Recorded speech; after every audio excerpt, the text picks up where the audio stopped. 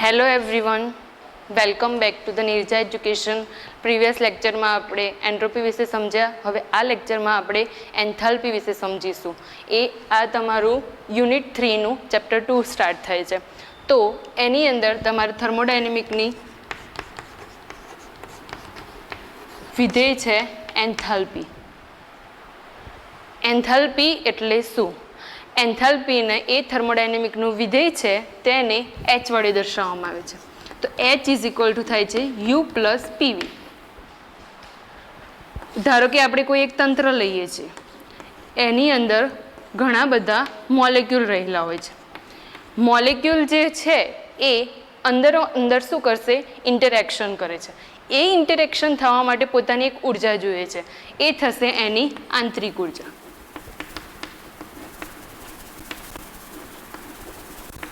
અને આ તંત્રને એસ્ટાબ્લિશ કરવા માટે કોઈ પણ પ્રકારનું પ્રેશર અથવા તો વોલ્યુમ આપવું પડે, વોલ્યુમ ફિક્સ કરવું પડે છે. એટલા માટે પ્રેશર અને વોલ્યુમ ફિક્સ કરવા માટે જે ઉર્જાની જરૂર પડે છે એ થાય છે પીવી જેટલી. એટલે કે આ થશે પ્રેશર, એક્સટર્નલ પ્રેશર, અને વી થશે વોલ્યુમ.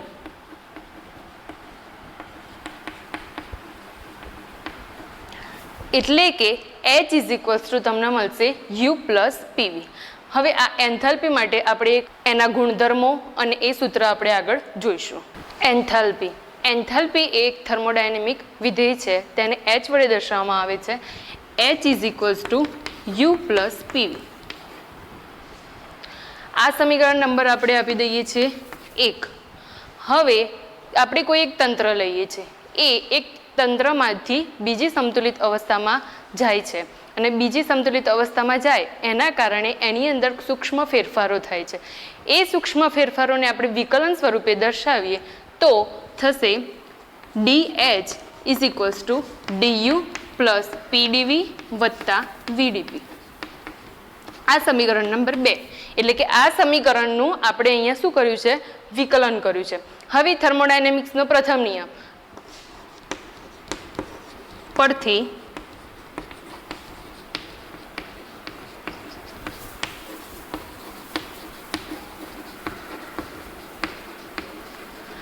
શું છે?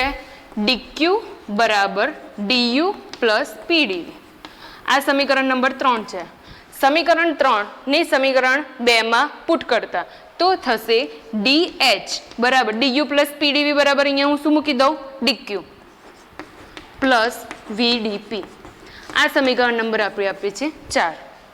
હવે આ ટર્મને dt વડે ભાગતા તો થશે dh અપન dt બરાબર dq અપન dt વત્તા vdp અપન dt.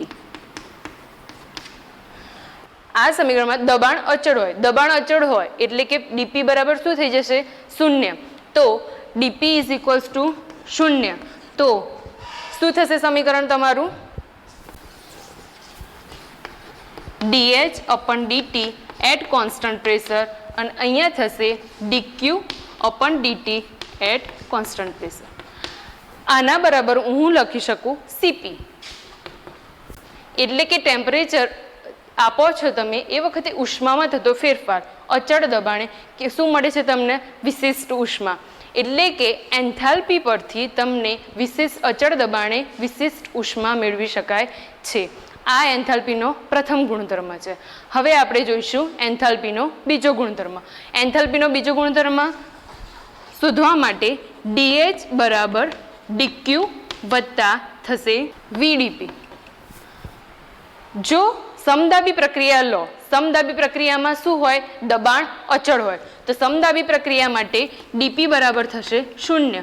તો અહીંયા થશે dH is equal two dq plus 0. એટલે અહીંયા હું લખી શકું dH is equals to dq. હવે આ જે ટોટલ એન્થાલ્પી છે, પ્રારંભિક એન્થાલ્પી અને અંતિમ એન્થાલ્પી પરથી આપણને શું મળે છે? કુલ એન્થાલ્પી. તો અહીંયા થશે DHF માઇનસ DHI. એટલે અહીંયા મળશે તમને ટોટલ એન્થાલ્પી, અને અહીંયા હું લખી શકું dqp. હવે આ સમીકરણ પરથી હું એવું લખી શકું HF minus HI is equals to QP. હવે લાસ્ટમાં આપણે ઇક્વેશન જોયું DH is equals to DQ. હવે આનું સંકલન લેતા તો સંકલન લઈએ તો અહીંયા થશે HI થી HF ની લિમિટ થશે ઇન્ટુ DH, અહીંયા થશે I થી F DQ. બરાબર છે. તો આના બરાબર હું શું લખી શકું? HF માઇનસ HI બરાબર આના બરાબર લખી શકાય HICF into CP into DT.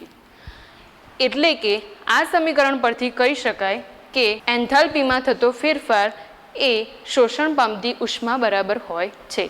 આ એન્થાલ્પીનો બીજો ગુણધર્મ છે. હવે આપણે એન્થાલ્પીનો જોઈશું ત્રીજો ગુણધર્મ. ત્રીજા ગુણધર્મ માટે આપણી જોડે સમીકરણ છે DH બરાબર DQ પ્લસ VDP.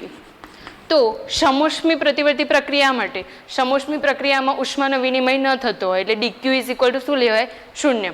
તો DQ બરાબર 0 લો તો DH બરાબર થશે VDP. હવે આનું સંકલન લેતા તો સંકલન લઈએ તો થશે તમારું સમીકરણ HI થી HF DH બરાબર I થી F ઇન્ટુ VDP. આના બરાબર હું લખી શકું HF માઇનસ HI, આનું થાય I થી F VDP. આ સમીકરણમાં એન્થાલ્પીમાં થતો ફેરફાર એ સમોષ્મી પ્રક્રિયા દ્વારા મેળવી શકાય છે. આ થયો એન્થાલ્પીનો ત્રીજો ગુણધર્મ. આપણે આ થિયરીમાં એન્થાલ્પીના 3 ગુણધર્મો ઉતાર્યા. હવે આપણે નેક્સ્ટ ટોપિક જોઈશું થ્રોટલિંગ પ્રક્રિયા. થ્રોટલિંગ પ્રક્રિયા કોને કહેવામાં આવે છે? જે પ્રક્રિયામાં એન્થાલ્પી અચળ રહેતી હોય તો તે પ્રક્રિયાને થ્રોટલિંગ પ્રોસેસ કહેવામાં આવે છે. એટલે કે ધારો કે કોઈ તંત્ર છે એક સંતુલિત સ્થિતિમાં છે અને જે એ વખતે જેની એન્થાલ્પી હોય અને તે બીજી સંતુલિત સ્થિતિમાં આવે છે એ વખતે તેની એન્થાલ્પી સેમ રહે એટલે કે અચળ જળવાઈ રહેતી હોય તો તેવી પ્રક્રિયાને થ્રોટલિંગ પ્રોસેસ કહેવામાં આવે છે. એના માટે આપણે તે સમજવા માટે એક પ્રયોગ જોઈશું. એ પ્રયોગની અંદર 2 અવાહક નળાકાર લીધેલો છે. એ અવાહક નળાકારમાં મધ્ય ભાગમાં એક છિદ્રાળુ પ્લગ લીધું છે. આ જે લીધેલું છે એ છિદ્રાળુ પ્લગ છે. એ શેનો બનેલો હોય છે? કોટન વૂલ અથવા તો રેશમના દોરાનો બનેલો હોય છે અને એની વચ્ચે 1 માઇક્રોન જેટલી જગ્યા રાખવામાં આવે છે. હવે આ છિદ્રાળુ પ્લગની આગળ પાછળ 2 ઉષ્માના અવાહક પિસ્ટન ગોઠવેલા છે. 2 પિસ્ટન ગોઠવેલા છે અને ડાબી બાજુ અને છિદ્રાળુ પ્લગની વચ્ચે વાયુ ભરેલો છે. આ વાયુ ભરેલો છે અને આ બાજુ છિદ્રાળુ પ્લગ અને પિસ્ટન એકબીજાથી અડોઅડ ગોઠવેલા છે. હવે આ જે 2 પિસ્ટનને એવી રીતે ખસેડવાના છે કે જેથી તેનું પ્રારંભિક દબાણ PI હતું અને અંતિમ દબાણ PF છે એ બંને કેવું મળે? અચળ મળે. તો આ બંને પિસ્ટનને આપણે એવી રીતે ખસેડીશું કે જેથી પહેલાનું દબાણ PI અને PF કેવું રહે? અચળ જળવાઈ રહે. તો આપણે ખસેડીએ તો તમને આ પ્રકારની એક અંતિમ સ્થિતિ મળે છે. એની અંદર ડાબી બાજુ રહેલો જે વાયુ હોય છે એ છિદ્રાળુ પ્લગમાંથી પસાર થઈ અને જમણી બાજુ ખસેડાય છે અને જમણી બાજુ ખસેડાય અને એ વખતે એનું દબાણ કેવું રહે છે? અચળ રહે છે અને વોલ્યુમ VI માંથી શું થાય છે? VF થાય છે. એટલે કે એની એન્થાલ્પી એ વખતે પહેલા હતી એટલી ને એટલી જળવાઈ રહી છે. એટલે કે HI ઇઝ ઇક્વલ ટુ કેટલું મળે છે તમને? HF મળે છે. અહીંયા આપણને પ્રારંભિક સ્થિતિ અને અંતિમ સ્થિતિ દર્શાવી છે. વચગાળાની સ્થિતિ અહીંયા દર્શાવી નથી.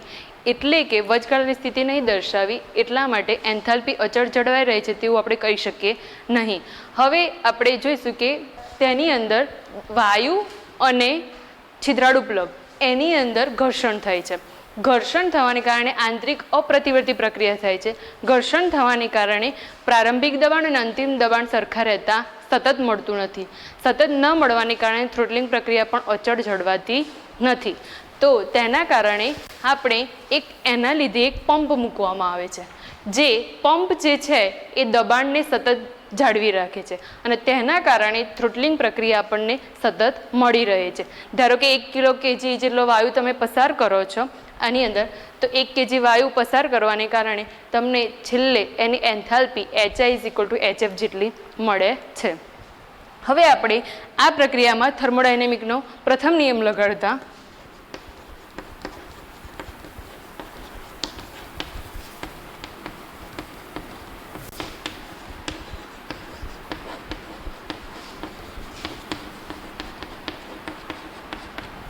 શું છે? ડેલ્ટા Q બરાબર ડેલ્ટા U પ્લસ W. કેટલું વર્ક થાય છે અહીંયા, તો અહીંયા ઉષ્મા થશે ક્યુ, અવાહક છે એટલા માટે, અને આંતરિક ઉર્જા થશે યુએફ માઇનસ યુઆઈ જેટલી, અને વર્ક થશે વીઆઈ થી 0 પીઆઈ ડીવી વત્તા 0 થી વીએફ ઇન્ટુ થશે અહીંયા પીએફ ડીવી. ઓકે, તો ક્યુ ઇઝ ઇક્વલ્સ ટુ તમને મળે છે યુએફ માઇનસ યુઆઈ વત્તા પીઆઈ અચળ છે એટલે મને બાર લઈ લો, વીઆઈ થી 0 ડીવી વત્તા 0 થી વીએફ પીએફ બહાર નીકળશે, અહીંયા થશે ડીવી. ઓકે, હવે ક્યુ ઇઝ ઇક્વલ્સ ટુ થશે યુએફ માઇનસ યુઆઈ વત્તા પીઆઈ, આનું સંકલન થશે વી, અને વીનું થશે upper limit minus lower limit, આની અંદર પુટ કરો તો થશે 0 માઇનસ વીઆઈ વત્તા પીએફ, અહીંયા થશે વીએફ માઇનસ 0. હવે તમને લાસ્ટમાં આ ઇક્વેશન મળશે Q is equal to U F minus U I વત્તા પીઆઈ 0 થી વીઆઈ વત્તા P F V F minus 0. Limit put કરી છે આપણે, તો અહીંયા ક્યુ બરાબર સમીકરણ થશે યુએફ માઇનસ યુઆઈ વત્તા અહીંયા થશે પીઆઈ 0 માઇનસ વીઆઈ, એટલે આ ટર્મ હું લખી શકીશ માઇનસ, તો માઇનસ પીઆઈ વીઆઈ થશે, અને અહીંયા થશે પીએફ અને આ ટર્મ થશે પ્લસ, એટલે થશે અહીંયા પીએફ વીએફ. અહીંયા ઉષ્માનો કોઈ વિનિમય નથી થતો, એટલે કે ઉષ્મા અવાહક દિવાલ લીધી છે, એટલે ક્યુ ઇઝ ઇક્વલ ટુ 0 થશે. તો ક્યુ ઇઝ ઇક્વલ ટુ 0 મૂકો તો 0 બરાબર U F minus U I minus P I V I વત્તા પીએફ વીએફ. હવે પ્રારંભિક એન્થાલ્પી અને અંતિમ એન્થાલ્પી બંનેને અલગ કરી દઈએ તો આ યુઆઈ આ બાજુ આવશે તો માઇનસનું પ્લસ થઈ જશે, વત્તા આ માઇનસ પીઆઈ વીઆઈ, અને અહીંયા થશે યુએફ વત્તા પીએફ વીએફ. તમને ખબર છે એન્થાલ્પીનું સૂત્ર શું છે, H is equal to you plus PV, તો અહીંયા હું શું લખી શકું એચ આઈ, અને અહીંયા લખી શકું એચ એફ.